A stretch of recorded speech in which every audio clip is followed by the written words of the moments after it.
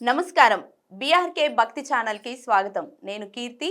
ఈరోజు మనతో పాటు ఉన్నారు ప్రముఖ జ్యోతిష్య పండితులు బ్రహ్మశ్రీ దేవురపల్లి బాలచందర్ శర్మ గారు. వారితో మాట్లాడి ఫిబ్రవరి మాసంలో 12 రాశుల వారికి ఎలా ఉండబోతుందనేది తెలుసుకుందాం. నమస్కారం గురువుగారు. నమస్కారం. గురువుగారు, ఫిబ్రవరి మాసంలో తులారాశి వారికి ఎలా ఉండబోతుంది? ఎలాంటి పరిహారం చేసుకోవాలి? ఏ దైవాన్ని ఆరాధించాలి? తెలియజేయండి గురుగారు. శ్రీమాత్రే నమః. శ్రీ గురుభ్యో నమః. తులారాశి వారికి సంబంధించి ఫిబ్రవరి మాసం నందు కాస్త సానుకూలమైనటువంటి వాతావరణమే కనిపిస్తుంది. ఆందోళన మాత్రం అధికంగా ఉంటుంది కొన్ని విషయాల్లో.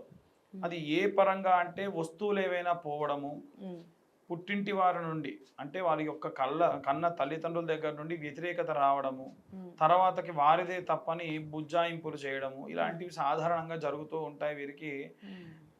ఇప్పుడు సంతోషిస్తున్నాము అంటే బాధపడాల్సిన సమయం ముందుంది అని అర్థం. తుల అంటేనే చూడండి ఒక తరాజులా కనిపిస్తూ ఉంటుంది. ఇక్కడ ఆనందం ఉంటే ఈక్వల్ గా బాధ ఉంటుంది. కాబట్టి వీరు మేనేజ్ చేయడంలో కూడా చాలా మంచి సిద్ధహస్తులు.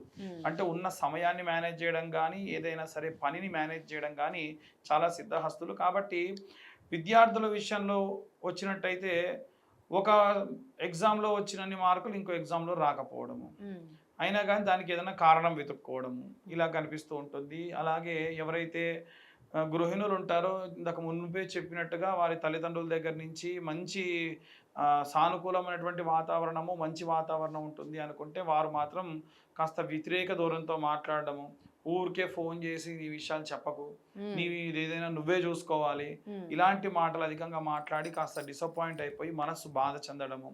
అలాగే ముఖ్యమైనటువంటి వస్తువులు ఎవరైతే ఉద్యోగస్తులు కానీ వ్యాపారస్తులు కానీ ఉన్నారో ముఖ్యమైనటువంటి వస్తువు ఒకటి పోవడము, దానివల్ల కాస్త ఆందోళన పడడము, తిరిగి మళ్ళీ ఆ వస్తువు దొరకడము, దాంతో కాస్త సంతోషంగా ఉండడము, ఇలాంటివి జరుగుతూ ఉంటాయి.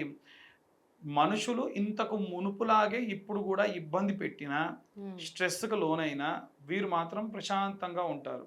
అది మీరు చూసుకున్నట్టయితే ఉన్నటువంటి ఉద్యోగస్తులు కానీ వ్యాపారస్తులు కానీ, అలాగే సినీ రాజకీయ రంగాల్లో కానీ, సినీ రాజకీయ రంగాల వారికి కాస్త స్ట్రెస్ ఎక్కువ ఉంటుంది. ఎందుకంటే ఒకటే రోజు 10 మందిని 20 మందిని 30 మందిని కూడా కలవాల్సి రావచ్చు. ఆ సమయాన్ని అడ్జస్ట్ చేయడం కాస్త ఇబ్బంది కలగవచ్చు. కాబట్టి అంతకు మునుపు చాలా స్ట్రెస్ అనుభవించి ఇప్పుడు మాత్రం అలవాటైపోయి ఏం కాదులే, ఆలస్యం అవుతుంది, తప్పదు, మనం ఉన్న ఫీల్డ్ అలాంటిది అని ముందుకు వెళ్ళిపోతూ ఉంటారు. కానీ వీలైనంత వరకు కూడా సమయాన్ని పాటించడం అనేది మంచిది. కొంతమంది చెప్పిన టైంకి రారు, చాలా ఇబ్బందులు పడుతూ ఉంటారు, దానివల్ల కొంతమంది ఇబ్బంది పడుతూ ఉంటారు. కాబట్టి ఎట్టి పరిస్థితుల్లో అలా చేయకుండా ఉండాలి.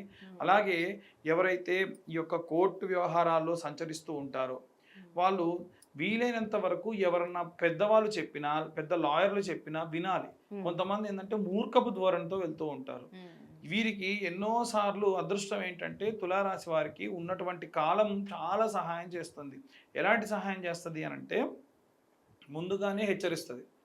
వద్దు, విరమించుకో, వద్దు, వెళ్ళకు, వద్దు, చేయకు. అయినా సరే చేశారనుకోండి ఖచ్చితంగా అనుభవించాల్సిందే. ఎందుకంటే దేవుడు మనకి చాలాసార్లు మనకి సహాయం చేయడానికి ఎన్నో మార్గాల గుండా, ఒక మీ తల్లిదండ్రుల గుండా చెప్పొచ్చు, లేకుంటే మీ గురువుల గుండా చెప్పొచ్చు. కానీ మనం వినకుండా ముందుకెళ్ళడం వల్ల ఇబ్బంది పడేటువంటి అవకాశం అధికంగా ఉంది. కాబట్టి వీలైనంత వరకు లక్ష్మీనరసింహస్వామి యొక్క మంత్ర పఠనం చేసుకోవడం చాలా మంచిది. ఇక ప్రత్యేకంగా ఎవరైతే విదేశాలకు వెళ్ళాలి అనుకుంటూ ఉన్నారో వాళ్ళు కూడా చాలా జాగ్రత్తగా ప్రయాణం చేయడం వీరికి చాలా ఇష్టం, తులారాశి వారికి.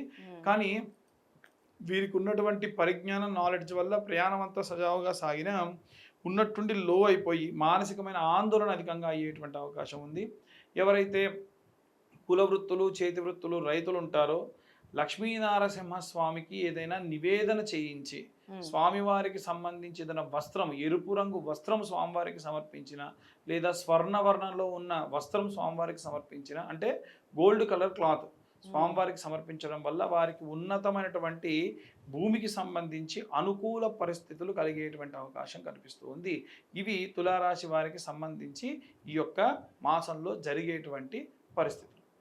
ఈ ద్వాదశ రాశుల వారికి సంబంధించి ముఖ్యంగా ఈ రాశి వారికే కాకుండా అన్ని వర్గాల వారికి సంబంధించి విద్యార్థులు కానీ, గృహిణులు కానీ, ఉద్యోగస్తులు కానీ, అలాగే సినీ రాజకీయ రంగాల్లో ఉన్నటువంటి వాళ్ళు కానీ, చేతి వృత్తులు, కుల వృత్తులు, అలాగే రైతులు ఎవరైతే ఉంటారో వారు కానీ, వివాహం కోసం ఎదురు చూస్తున్నటువంటి వారు కానీ, అలాగే విదేశాలకు వెళ్ళాలనుకున్నటువంటి ఉద్యోగస్తులు కానీ లేదా విద్యార్థులు కానీ, అలాగే ఎవరైతే ముఖ్యంగా కోర్టు వ్యవహారాల్లో బాగా ఇబ్బంది పడుతూ ఉన్నటువంటి వాళ్ళు కానీ, తల్లిదండ్రుల దగ్గర విడిచి వెళ్ళిపోయినటువంటి పిల్లలు, అలాగే ఎవరైతే తల్లిదండ్రుల దగ్గర పిల్లలు లేకుండా ఉన్న వృద్ధాప్యంలో ఉన్నటువంటి వారు కానీ, వీరందరికీ సంబంధించి ఎలాంటి మంత్రపఠనం చేయాలి, ఎలాంటి రెమెడీస్ పాటించాలో ఇప్పుడు మనం తెలుసుకుందాం.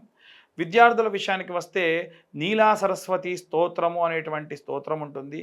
ఈ స్తోత్రాన్ని చదవడం వినడం చాలా చాలా మంచిది. అలాగే గృహిణుల విషయానికి వస్తే వీరు వీలైనంత వరకు దుర్గా కవచము అని ఉంటుందండి. ఈ దుర్గా కవచము రోజు సాయంత్రం పూట ఇంత గౌరమ్మను తయారు చేసుకొని, ఒకే గౌరమ్మ వారానికి ఒకసారి కూడా మార్చవచ్చు.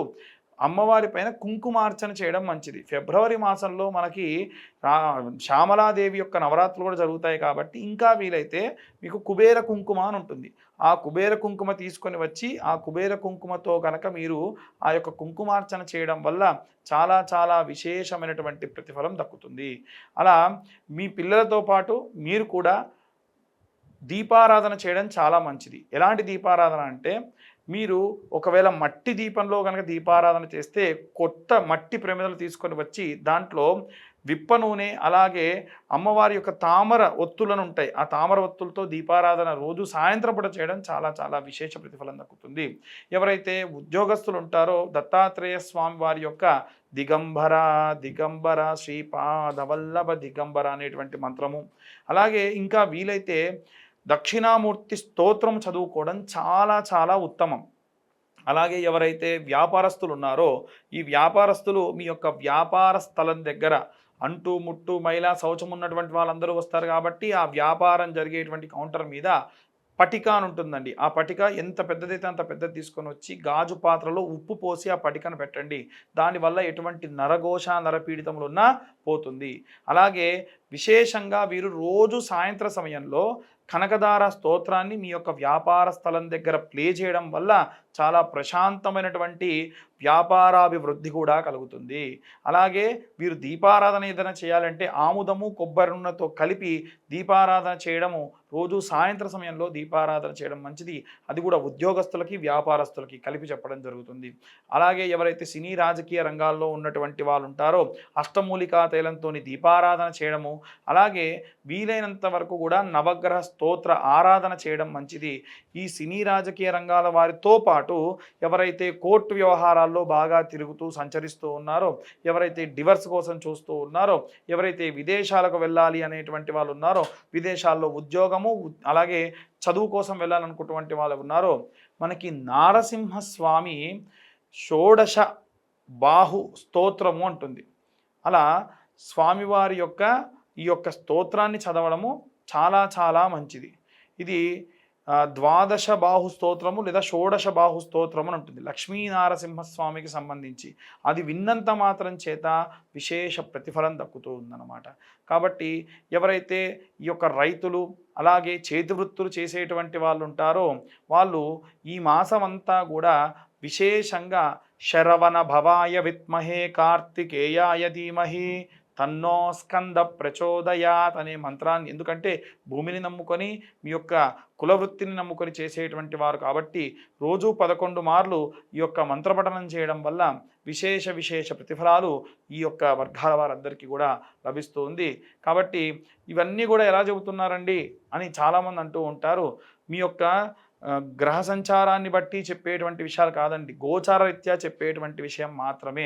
మీ యొక్క జాతకం పూర్తిగా కావాలనుకుంటే మీ పేరు, date of birth, time mention చేయడం వల్ల డీటెయిల్గా మీ జాతకం తెలుసుకోవచ్చు. ఇవి ఈ యొక్క అందరూ కూడా చేయవలసినటువంటి మంత్రపఠనం. ధన్యవాదాలు గురువు గారు. తులారాశి వారి గురించి చక్కగా వివరించారు. ధన్యవాదాలు.